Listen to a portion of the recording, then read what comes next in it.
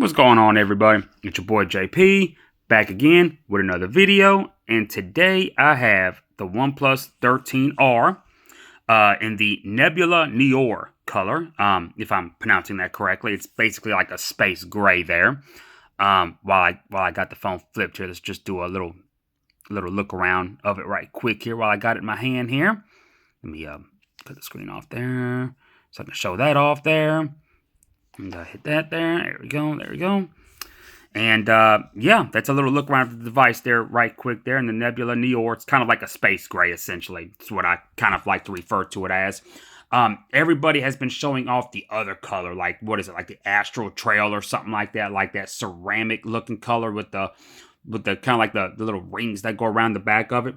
And I really like that.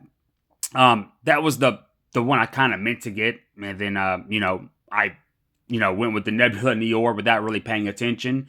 I'm not really mad about it though.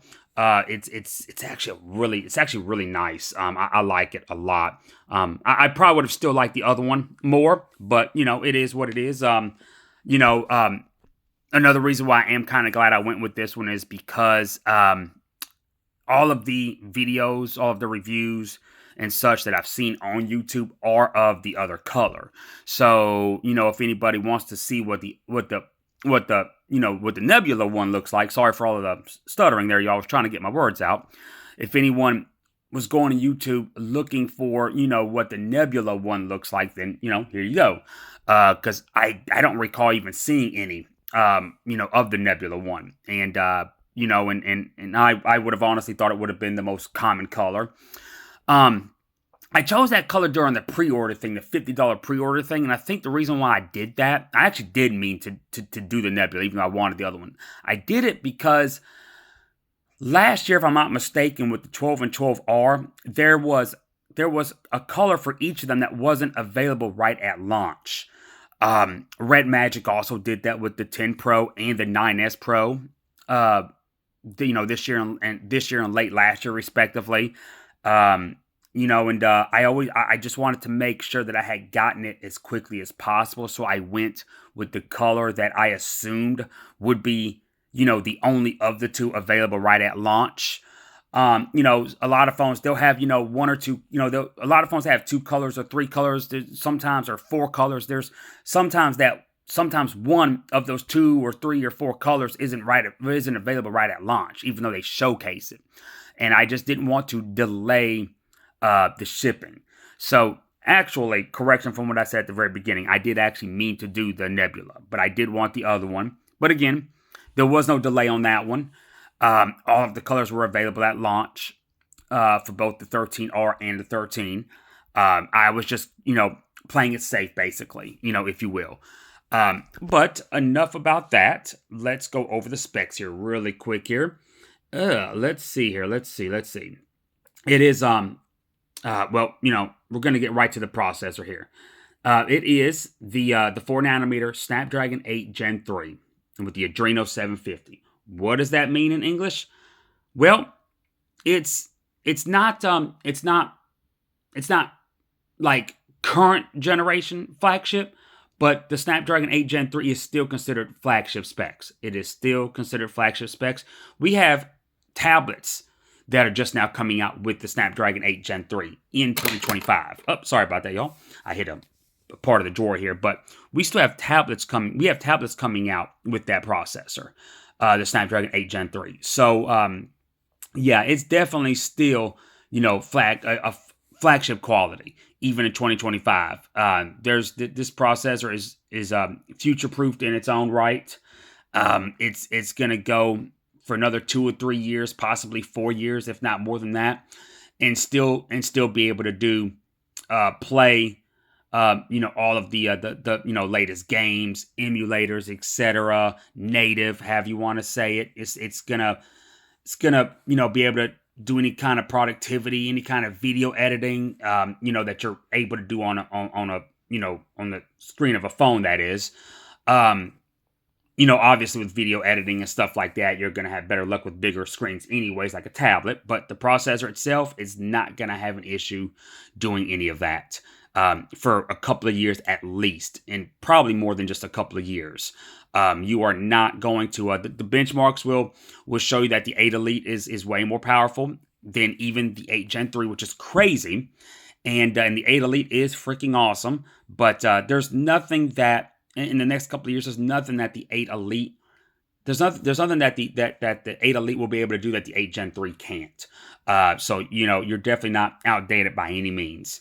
Other than that, here, let's keep on going here. This does have this the R this time does start out with 12 gigs of RAM, not 8 gigs like last year. It starts off with 12 gigs of RAM, 256 gigs of UFS 4.0 storage, so you don't have to worry about that whole thing that was going on last year with the 12R, where it was supposed to be 4.0 and it ended up being 3.1, and then OnePlus gave you an extended return window, etc., which is really crazy because the 12R's Chinese counterpart, I don't remember if it was I think it was the standard Ace 3.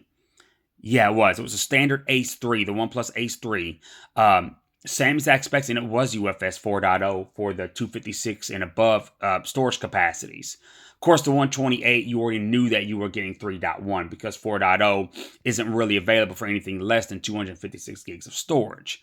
But yeah, for those that remember, yeah, it's not of a concern this time around. But anyways, keep on, we're going to keep on going here. They've really upgraded everything from the 12R and the 13R. It is really a great bang for buck, honestly. You do get an LTPO 4.1 AMOLED screen, 120 hertz, HDR10 plus, 1600 nits of brightness. It is 6.78 inches, basically 6.8 inches, if you will, rounding up there. It is a 1.5K. It does have Gorilla Glass 7i protection, which is pretty cool, actually, especially at this price point.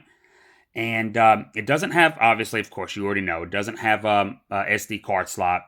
It is a dual nano SIM. It does have eSIM as well. Let's see here.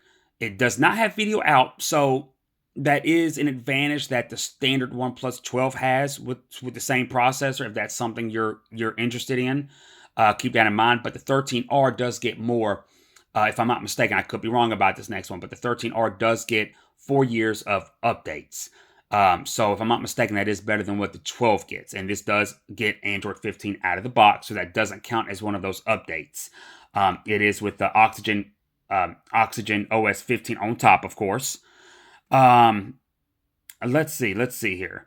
The cameras on this thing are very much improved from last year. The 12R got low marks on the cameras. Of course, these don't have the Hasselblad branding that the standard numeric OnePlus flagships have. The R's forego the Hasselblad branding. Obviously to save money, it makes sense. But the cameras on this are no slouch whatsoever this time around. Since I have the front of the phone facing us, I'm just going to go right to the selfie camera. It's a 16 megapixel wide, and it does have a 2.4 aperture. And of course, going to the back of it there, y'all also already saw that it had an in-display fingerprint sensor that works really well, very fast. It also has, and it's not even the ultrasonic like the 13. They didn't update that here, but it works really well despite not being the ultrasonic. It does have it also has ultra fast facial recognition too. I mean very fast. I mean, you can be looking at it sideways and it'll lock. It's crazy. But as far as the rear cameras, and I love the design of this phone too. I know I've had it in my hand a few times on camera already. It's very squarish, but the corners are rounded off. This phone has a genuinely fantastic feel to it. I love the way the phone feels. It's completely flat. Because I also didn't mention that. It just feels ultra premium. It is metal around the the frame as well, not plastic. I mean, it feels amazing in the hand, honestly, y'all.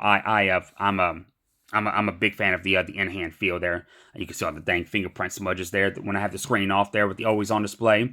And the always on display is always on, not just for 5 or 10 minutes or when you're looking at it. You can leave it always on.